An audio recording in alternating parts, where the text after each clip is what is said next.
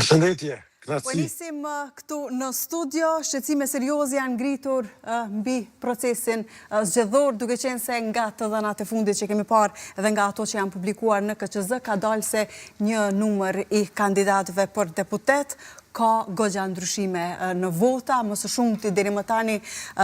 ndryshime dhe dallime në fakt ka pasur nga Partia Demokratike e Kosovës. Kemi parë dhe reagimet e vetë kandidatëve, megjithatë si keni parë të gjitha këto. Është një situatë e re kjo, apo është diçka që ka ndodhur edhe në të kaluarën, por që thjesht ndoshta edhe është kaluar? Dorajet. Më vije shumë keq që një proces që u mbajt, s'ta themi me kaq mire, kaq demokratike, pas një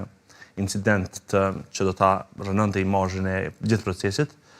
po përbaltet nga me gjas komisionerët. S'po dua që të jap deklarata në kuptimin që t'i fajsoj dikën, sepse këtë e bëjnë institucionet e drejtës, por kemi shpërputje të rezultateve e që nënkupton se dikush që ka numëruar votat,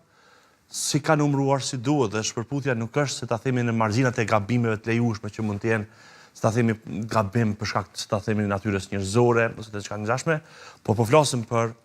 10 mijëra vota në total, në kumulativ është fjala, dhe vrej që është sidomos në një komunë të caktuar dhe sidomos brenda një partie të caktuar, këtu institucionet e drejtësisë deri tash u dashur të kryejnë punët e tyre në kuptimin e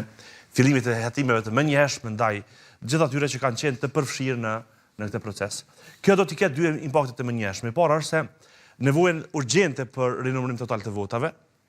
urgjente, dhe e dyta është mësimet që duhet nxjerren nga kjo për të forcuar edhe më tutje, si ta themi, mekanizmat, do thoya, instrumental që do të forcojnë mundësinë ose do të forcojnë, si ta themi, rendin dhe ligjin e numërimit të votave, sepse ideja e zgjedhjeve dhe ideja e Komisionit Qendror të zgjedhjeve dhe vetë numërimit të tyre është që të përkthehet fuqia politike e marrë me vot në mandat. Ky është mandat i vjedhur.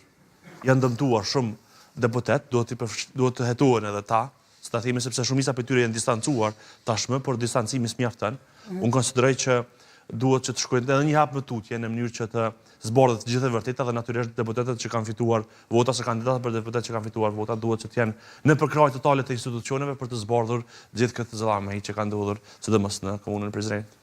Gashi. Për ta qetësuar pak opinionin, përveç atë që tha Dorejti, besoj që duhet ta kemi të qartë që rezultati përfundimtar i zgjedhjeve të 28 dhjetorit nuk ndryshon në kuptimin e përgjithshëm.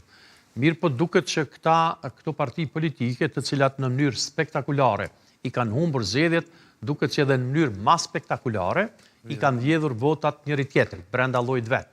Dhe sigurisht që